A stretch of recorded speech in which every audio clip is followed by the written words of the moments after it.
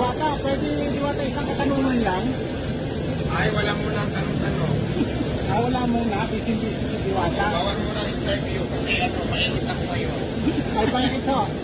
Wala mo na social media interview. Bakit ko mainit? Mainit ang panahon. Hot ka pala ngayon. Mainit si Diwata ngayon. Ano lang muna tayo ngayon, watch and learn. Watch and learn, no interview.